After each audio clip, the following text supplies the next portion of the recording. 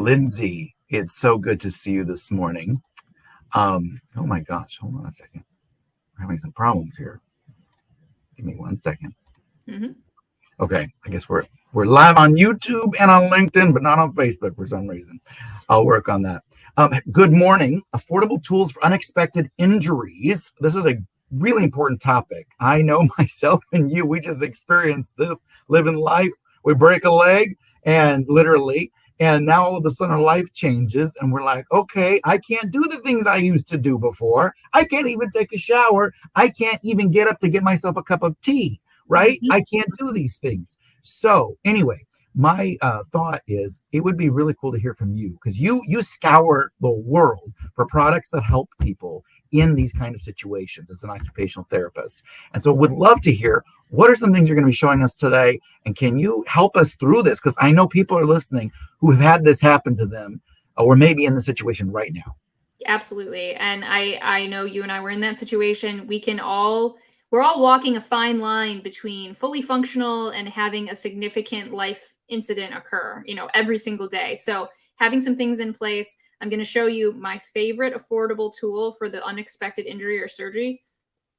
It's a garbage bag. And I will tell you why this is my favorite tool and something I will always have on my person in the car in a little bit. But this is an example of how affordable you can be with your accessibility tools during these types of recoveries. So it's a lot of having the information so that you can use it in the future. Hopefully there's not a ton of people watching right now that would be in the boat of having recently had an unexpected injury, because that's no fun. But either way, we'll hopefully be able to cover your needs. All right, so I'm going to say something here that's maybe annoying, but I think deserves to be said. Considering accessibility before it's a necessity or before that emergency happens is your cheapest option. So there's no piece of equipment cheaper than planning ahead, right? So one of the things that I always like to mention is if you're in a situation where you recognize that maybe you weren't super prepared for something that happened in your life, making a few considerations for accessibility for moving forward will save you so much time and hassle in the future. Because so things, for example, like if you have a very inaccessible main floor or no main floor bathroom and you're thinking, well, if I ever were in a situation where I couldn't do the stairs, how would I use the bathroom? Because I've had situations where somebody breaks their leg, can't use their stairs, and now they have to stay in a hotel, which is incredibly expensive and frustrating when they could have made some considerations earlier on and recognized this home lacks a feature of accessibility. What could we do to invest in that accessibility now? So that's kind of a broad topic of soapbox moment of me saying, if you can consider accessibility before it's a necessity, it will save you a lot of time and a lot of money in the future. But for those of us who have to react to something that happens immediately, I like to start by saying where you can find low cost or even free items that can really make a difference in your recovery. So I'll get into some specific tools and products in a second, but I want to show kind of the places I look as an occupational therapist when I'm out working with clients to help them find the low cost solutions. Some of the best places are online. So Amazon usually can cut you a pretty good price on most adaptive equipment versus going through more brick and mortar locations.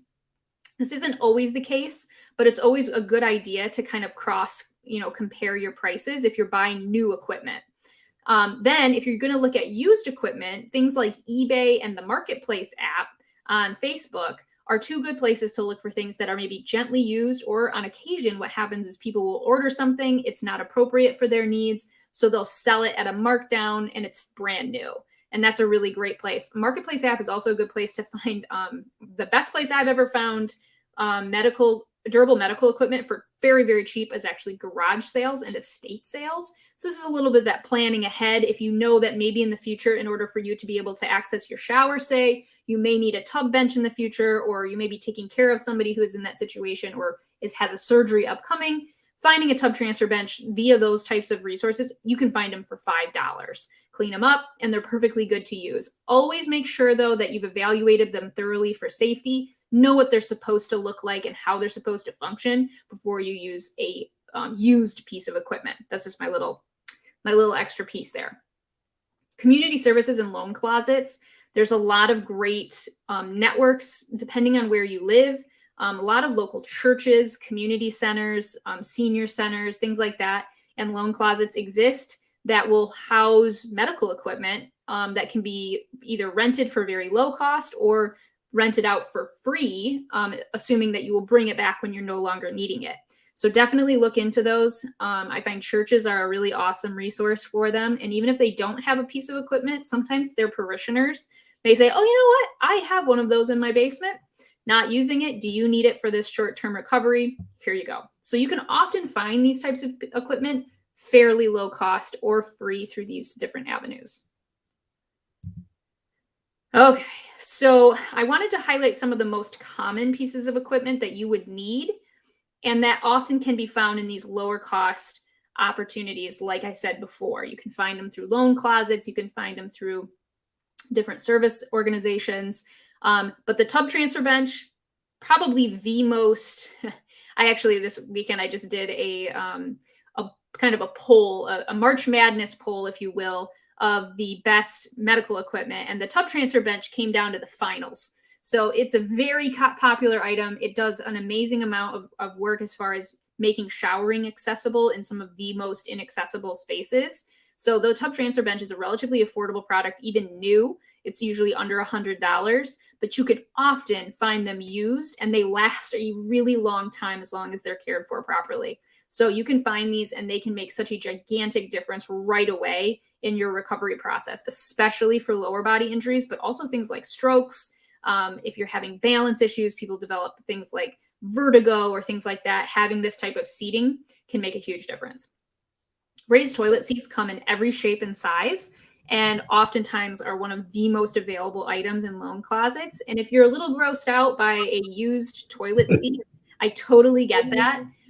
So buying them new is also not a crazy expensive option. They are usually $50 or less for the basic styles like you see here. They have some different ones out there. I'm actually doing a project with one that I couldn't believe how affordable it was while also being absolutely beautiful. Koelsch just released a raised toilet seat that gives you 3 inches of height. It's gapless. It has a slow close. I mean, it's just a beautifully designed toilet seat. It's only $58. So, versus not being able to get up from your toilet, these relatively low-cost solutions are all over the place on the market.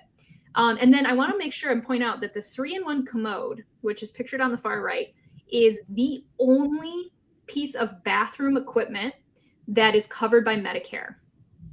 So make sure you're not buying these with cash if you have Medicare insurance, because these are covered. These are a covered item. They're the only one. And they can be used in a lot of different ways. They can be used bedside as a toilet solution, but they can also be used as a riser over top of your toilet, over top of your existing toilet as a toilet seat riser. Plus, they've got the frame around it for extra support. So they can be a really valuable product. And for those who have the insurance coverage, free. So that's one I wanted to make sure to point out. And they can be used in the shower. They can be used in the shower. Be warned, though, that they are not designed for the shower. So the screws on them will rust. Okay. So they're not meant to be like soaked. They don't use aluminum. So you can see the difference between the metal type on the commode versus on the tub transfer bench, where they use aluminum and the different pegs. So I do have clients who will use these in the shower, but over time they will rust. So you just have to be aware of that. I will say that on my way home from the hospital, the first thing I did before I got home is I asked my wife to stop at Walmart and go get that 3-in-1, because I'm a gerontologist and I knew I wasn't going to go home without that tool in my house, because I wasn't going to be able to survive. You know what? And that's so smart, because like you took note of, you're like, I know that it exists. I know that it could benefit me. And the sooner we get it on board, the better off I'm going to be. Because a lot of people will wait too. And this is another very expensive mistake that people make during a recovery process, is they're like, you know what? I'm just going to see how it goes when I get home. We're just going to see how it goes. And like people fall, people have secondary injuries because they attempt to do things that were not safe, because they didn't necessarily take the advice of maybe a professional that they saw during their hospital stay. And we're just going to see how it goes. I do not recommend the let's see how it goes technique when recovering from an injury, because it likely will just extend your recovery period and make you frustrated and painful. Okay. So some of the more affordable options for kind of bedroom related adaptive equipment, and this is going to fall into a variety of categories as far as who would be benefiting from these, but bed rails far and away are very affordable as long as you have kind of a standard bed. Once you get into like beds with adjustable frames and like those types of situations, hospital beds, which may be necessary for certain recoveries. Mind you, hospital beds can often be rented, and they can be rented under your insurance. So definitely take a look at that if you're somebody who may need that with a more significant list of injuries sustained. But from the basic injuries or basic recoveries, a standard bed rail can be hugely helpful in making you more independent and just more comfortable with bed mobility. I also highlight the bed ladder, another one of my absolute favorite tools. This is a $10 item that I think has $1 million of value because it can give you so much independence and so much comfort to be able to reposition yourself in bed without relying on somebody else to help you. So these installed correctly can be just hugely beneficial for a large number of people. I included a gymnastics mat, which is probably like, why is that there? Well, gymnastics mats are a great alternative to what is usually marketed for what they call crash pads. So this is more in situations where you have perhaps somebody who has had something that has resulted in cognitive change. So this is more in like exacerbated situations where you have stroke recoveries, or perhaps you have somebody with dementia who has an injury and you're really trying to add an extra layer of protection. Medically graded crash pads are very pricey. The reality is they're almost exactly the same in most ways to standard mats like this, which you can buy on Amazon for $25. And they're called gymnastics mats. And this is kind of a broader conversation piece, and we'll talk about it a little bit in some future slides, of you can save a lot of money by not searching for things that necessarily would be considered medical devices or adaptive devices. For example, wheelchair and walker accessories are pricey, but stroller and bicycle accessories are cheap. And so if you switch what you're looking for and realize that they're pretty much the same functionality. So if you were to price out a product, this is often referred to as the disability tax, unfortunately, where there's kind of this heightened price point when you start to put into the necessity of disability and managing a chronic condition or an acute condition like an injury. If you switch gears from that medical product over to a kind of standard product, there's more competition in the area, so it tends to drive down price. And they just market it to a larger number of people. And so it's much cheaper. Cup holders are the number one thing that I found is like cup holders for a bike or a stroller are like $8. Cup holders designed for a wheelchair are for some reason $20 or more. So kind of switching gears that way can be really helpful.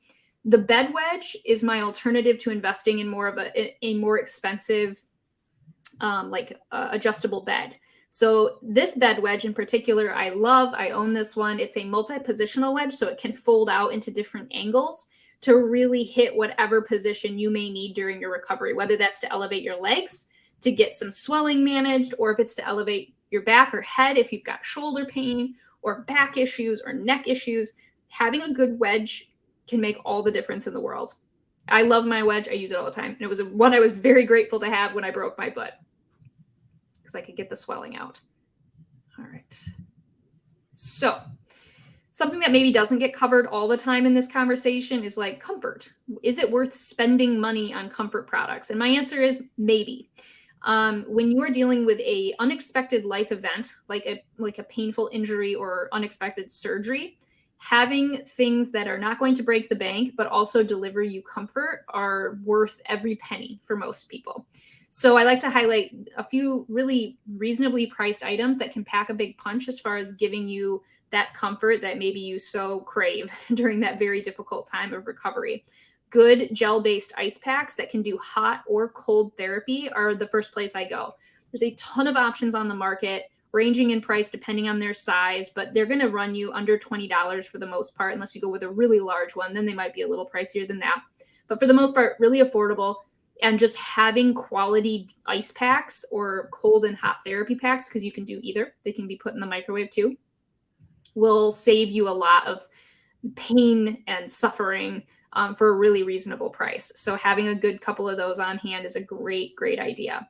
Then you're not also having to rely on bags of ice and, wasting every bag of peas you have in your freezer. Though I have to say, I still do love a good bag of peas or a bag of green beans for an injury. There's something about it. They do work really well, and you probably already have it in your home. So I won't step on that one because it truly is probably the most affordable option.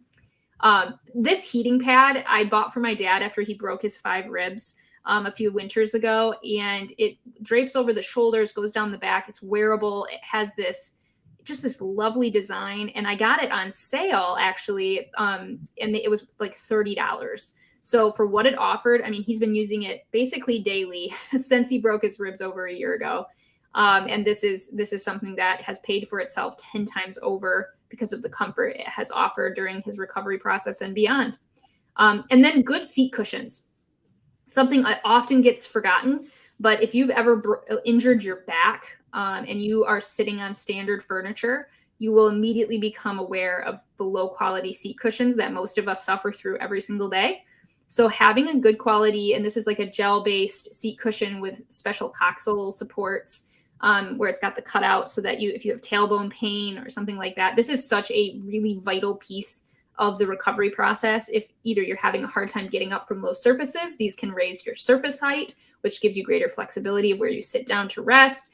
And it's going to take a lot of pressure and pain off. And all of these types of comfort measures, while they are little costs here and there, can actually speed up your recovery by giving you the ability to rebuild and regain your strength faster. So some of it's a weighing, right? Is the cost worth the comfort? Yes. In my opinion, it's always worth managing your pain because it's going to speed up and, prevent these downturns of mental health as well as your physical health during the recovery process. So it's a little bit of a balance. Is it worth spending the money? And for comfort, I always say yes. Okay. Now we're getting into the bags. So I have a picture of a shopping bag on here. Those are getting harder and harder to find. I know on most of the West Coast, they're not even giving those out anymore. So that's why I found this bag. Or you can use something like a nylon reusable shopping bag. That really kind of slippery nylon material works really well. And what you use these for is for car transfers. So you put them under your seat or under your butt on your seat. And what it allows you to do is pivot and reposition on your seat easier. Let me tell you, especially for vehicles that have cloth interiors and even the slightly older vehicles that have that almost velvety interior, that against your pants is like Velcro. So if you're trying to, after a painful injury, especially like back injuries, lower leg injuries, foot injuries, if you're trying to get in and out of your vehicle and every time you have to pivot onto your seat, it's like, grinding against the seat, adding something that will reduce that friction and add some flexibility is hugely helpful. I can't tell you how many people have said, I can't transfer into my daughter's car. I can't go home. What am I going to do? Boom, bring out a garbage bag.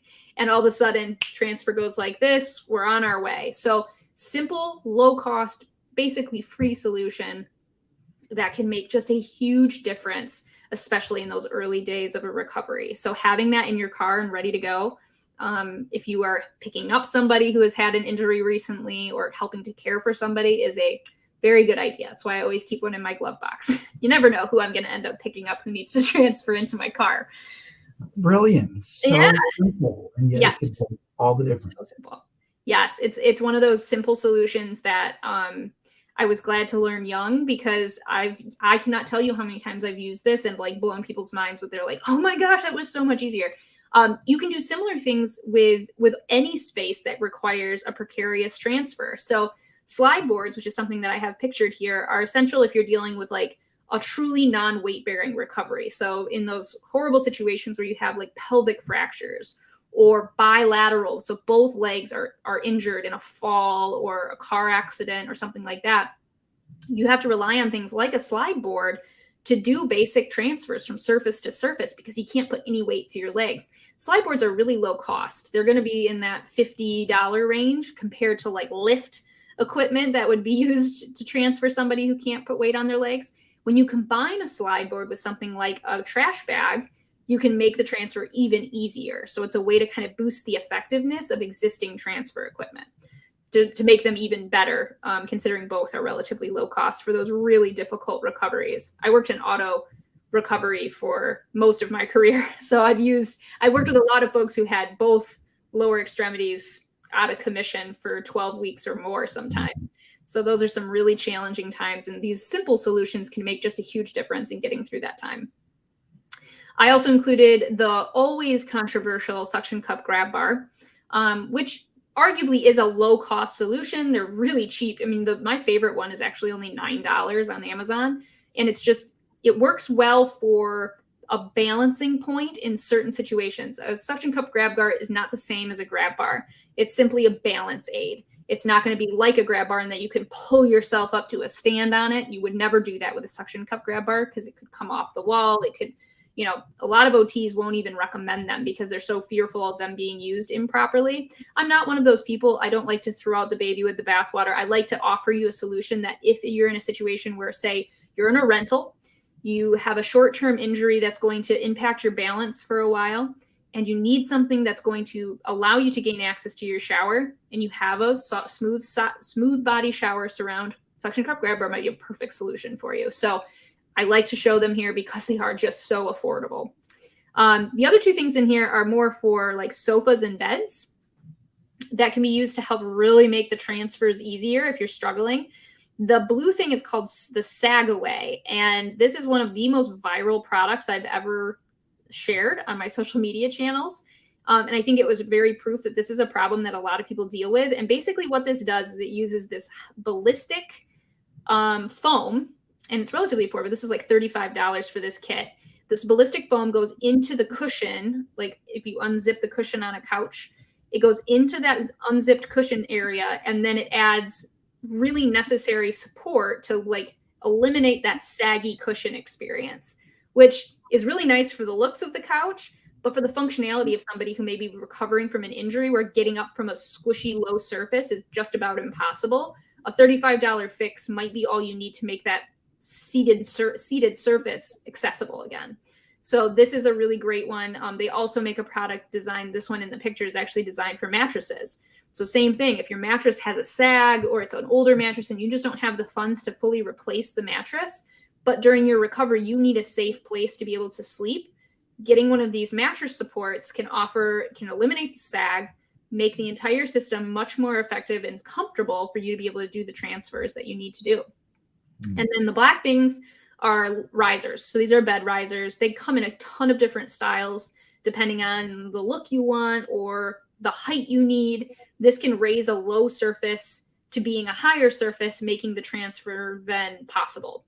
So really low beds tend to be a problem. Another one is really low couches or even chairs. These supports are designed to raise them up so that you can then use them without having to replace them or just straight up not be able to get in and out of them safely. Because another one that's really expensive is finding yourself stuck. If you have to call for help because you're into a position where it's too precarious and you can't get out. So kind of setting yourself up for success so that wouldn't be a problem. That's true. That's true. Yes. Yeah. An ambulance call is not free. No, it is not. And that's why, one of the things I get questions for a lot is like, how do you convince people to use this stuff? Because people tend to be reluctant to spend money, but they also tend to be reluctant to add things to their home that don't necessarily fit or kind of, they see them as these aids that, I don't need that. And my description then is like, you don't realize you need things until you need them. And if you find yourself in this situation where you really, really need them, oftentimes it's too late. And you could end up having to, like you say, call for an ambulance, or you could injure yourself trying to do something without the proper setup. And those injuries and those calls for help are very, very expensive. They demand a lot of financial resources as well as emotional resources that are pretty tapped out when you're already dealing with an unexpected injury. So planning ahead, taking advantage of some of these relatively low cost, really minimal effort solutions can be all the difference in getting you through that really difficult time. What would you say if I had to just go to the store and pick 3 things just to have, Yep. that you're showing today? What do you think would those three things be? And you don't have to answer me now. Maybe at the end, after you've gone through everything, maybe we can go back to the slides real quick and say, I would just have these things in your closet because you're going to need them at some point. At some point in your life. And if it's not you, a loved one, right. Exactly. Somebody you know, yes, I think that's a great question. I will 100% revisit that. This is, I think, the last slide before I go jump back on, and we'll cover those top three, because I definitely have some ideas. So mobility aids is such a vital category, and it's important to note that if you sustain an injury or have an accident of some sort, insurance will usually cover one mobility aid. And Medicare specifically will cover one mobility aid every 5 years. So knowing where you're at with your mobility aid coverage, like say you got a new walker last year and then you fell and now you need a wheelchair, it might be precarious about getting that covered by insurance. Now, sometimes if it's a new injury, there's some certain workarounds that they can get you what you need. Or rentals is another really important offer for wheelchairs specifically. Wheelchairs are insanely expensive, as I'm sure you know. And so knowing what you can get from a rental standpoint, and also knowing that if you get, like, for example, a lot of people will borrow one. So, Aunt Nancy had one and she didn't use it anymore, so I'm going to borrow it, and it's the wrong size or it doesn't have the right features. You can actually kind of, zhuzh it up to make it work for you for a short period of time. A lot of times improving things like adding a better cushion, which can be relatively low cost compared to buying a whole new chair or renting a different chair. You can switch out leg rests on many chairs. They have interchangeable leg rests. So you can do that, and it can be a lower cost solution to get you what you need for a short-term recovery. Totally different than if you are going to be a long-term chair user following an injury. That's an entirely different process that does require some significant financial investment, but that's par for the course when you're dealing with something that's going to be more long-term versus like, I'm going to be 6 weeks non-weight bearing. What can I do for the short term?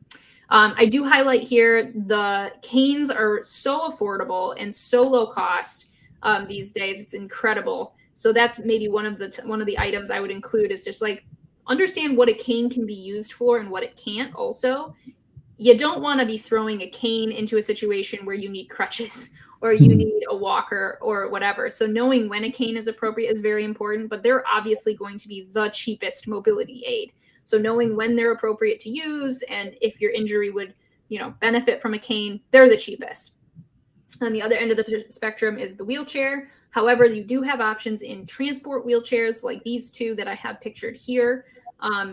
I did a video a while back that kind of compares and contrasts the different types of chairs like this, because there's a ton of different models on the market. They are all under $200, which is pretty cheap compared, and they offer different options. So I would refer people to that video if you really want to dig into how to make a good choice about a transport wheelchair. And that's really one of those items that is particularly nice to have on hand if you're especially dealing with somebody who maybe has recurrent issues. So if you're caring for a loved one, perhaps that is kind of had more falls or has had kind of injuries, or even has a disease like MS or Parkinson's, where you're seeing kind of progressive disease, having something like this on hand and these are pretty affordable, like I said, under $200, is really a strong idea. It can save a lot of headaches when trying to transport somebody who has mobility challenges. Okay, let me see. Yep. Okay, so which 3 products would I say most people should have on hand? That's like asking me what my favorite children are. But I would say the most important things to have on hand is know how you would be able to access your bathroom. So the bathroom is the number one place where people lose the ability to safely return home following an injury or an accident. Most homes do not have accessible bathrooms, in my experience. So having some sort of commode or some sort of bathroom solution, if you do not have an accessible bathroom, I would say is probably necessary. So if you live in a situation where you don't have a main floor, fully accessible, or main floor partially accessible bathroom, know where you can get a commode. I have a folding commode, so it's like the 3-in-1 that is in this picture, but it folds and collapses down to a flat surface, so I can tuck it under my bed. And I have it for if it ever needed to be in my home or for any family member, I just have it. And the cool thing about a commode too is like the frame and seat and everything can be fully sanitized, and you do not have to share a bucket. You can buy a replacement bucket for very inexpensive. So it takes some of that like U factor away from sharing a commode among family members. Just so you're aware, I do always buy a fresh bucket if I'm going to lend a commode out to somebody else. Another thing, I think that the bag solution is probably, not only can a garbage bag or a plastic bag work for those transfers, another place I love to use them is for getting compression stockings on. That's so hard for me with my swelling. It's so hard. So you can use how do you do that? I did a video, I'm trying to think when it is. It's in my YouTube series about compression stockings, but I did a video not that long ago. And basically all you have to do is take a pair of scissors and you cut the end. So you've got the handles of the grocery bag, and then you got the end of the grocery bag. You cut the end open. So now you've got a hole with handles, and then so it's more like a tube than a bag now. Yes. You can put the sock over the bag so that the handles are sticking out one end. The hole is now down by the toe of the sock. And then you just have to drive your foot through. Now, this is the trickiest part of this. You have to get your foot into the bag, but the bag is kind of tucked into around the. So with a little bit of doing, you can get your foot down through the bag, and then you simply pull the handles of the bag, and the sock will come up with it, and then the bag comes out of the sock, and you drop it off your foot. Brilliant. The beautiful bag trick, something I learned working in a lymphedema clinic during my student years, is a trick I've used many, many times in lieu of more expensive compression stock donning tools. So plastic bags, while they're greatly criminalized in our more green efforts, having a few on hand for accessibility can be a nice thing. And like you said, you can also use and reuse those really nice nylon shopping bags. Those work too, and you can actually cut the tip out of one of those if they're small enough. You don't want the really big bags. If you can find small nylon bags, those work really well as a transfer aid as well as for compression stocks. So definitely worth looking into if that's something you struggle. I'm going to guess on your third one. Do you think your third one would be that special foam thing that's all different shapes for being able to be in bed in different in the couch cushion? That one might be, that's one that I use in my own home in multiple places. So if you want to talk about a product that, like, whether you have a condition that would warrant using it or not, that is just a great product. The Sag Away cushion corrector is chef's kiss. It's a really great product. And another cool thing about that product, it is locally manufactured in Kentucky by a women's owned business who are also veterans. Oh my God. So talk about Can you show a picture of that one more time? What's that? Can you show the picture of it one more time? Oh, I'm so sorry. Yes. This blue. Okay. The blue in the corner there. They're really well made. They're manufactured to last literally forever. And so they're just a great company, and I love to support them. So that's definitely very much deserving to be on the list. And for the value it can really bring to, you can use it immediately and then have it in place. That's one of those great proactive moves, is like, get rid of the saggy cushions, get rid of the saggy mattress. Hell, you might be able to prevent some injuries if you have a nice level surface to sleep on. You can save your back, which in the long term is better for our overall health. So, some of these are preventative measures, some of them are reactive, but generally speaking, they can make a lot of difference. And where can everybody find your Instagram videos and your short YouTube videos to learn more about thousands of things we haven't talked about today? Yes, there's literally so many. So I'm at EquipMeOT, and I can be found on both YouTube, Instagram, and TikTok. So the end of that little, the long tail on my URL there is my basically my name. So you can find me at EquipMeOT on any of those platforms, and all my videos. I upload 1 to 2 short videos a week, and I try to do 1 long form video or 2 long form videos a month on YouTube. So it's a always growing library. I got to check out your gift wrapping gadgets. That sounds Oh. like a really interesting one. I wouldn't have even thought of that. You'd be amazed how many products there are on the market designed to make that task easier. That was one of my Christmas projects. Well, Lindsay, it's been a pleasure. Thank you for taking time with us today. And I hope for you watching that you'll find something that's very helpful for you and your families. Thank you.